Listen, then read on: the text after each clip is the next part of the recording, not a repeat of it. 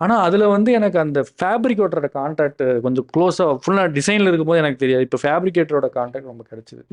அவரை வச்சு அவர் ஒரு ஃபேப்ரிகேட்டரை வச்சு அதுக்கப்புறம் நான் இந்த கம்பெனிலேருந்து வெளியே வந்துட்டேன். அது ஜோசப்ஸி சொல்லி ஓவர் நைட்டில் என்னைய வெளியே அனுப்பிச்சிட்டாங்க இந்த கம்பெனியில். ஆனால் வெளியே வந்து அதுக்கப்புறம் தான் எனக்கு அந்த பில்டிங்கை பார்த்துட்டு யோசித்தேன், இது மாதிரி நம்ம ஒரு பெரிய கம்பெனி ஆரம்பிக்கணும் ஒரு காலத்தில் ஒரு இதில் அப்படின்ட்டு ஒரு தாட் ப்ராசஸ் அப்போ வந்துச்சு 2011. வெளியே வந்துட்டோம். வெளியே வந்துட்டு உண்மையை சொல்லணுன்னா என்கிட்ட ஃபோன் கூட கிடையாது.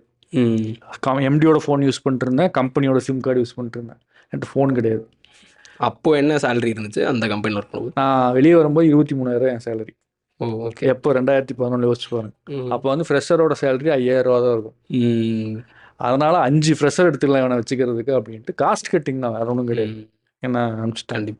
ஓகே. பிஸ்னஸும் கொஞ்சம் டல்லாக இருந்துச்சு. அவங்களே சொல்லி இப்போ நான் எம்டியாக இருக்கும்போது தான் தெரியுது அடிச்சிருப்பாங்க அப்படின்னு. ஸோ அவங்களையும் குறை சொல்ல முடியாது. பட் அதாவது சந்தர்ப்பமும் சூழ்நிலையும் தான் ஒருத்தனை உருவாக்குதுன்னு சொல்லுவாங்க. ஸோ அவங்களுக்கு ஒரு இதாகிடுச்சு. எனக்கு ஒன்றும் மன கஷ்டம் இருந்துச்சு, அப்போ இருந்துச்சு. இப்போ அது வந்து கொஞ்சம் கொஞ்சமாக மாறிடுச்சு. இன்னொரு ஸ்டோரியும் சொல்கிறேன், இது ரீசெண்டாக நடந்தது.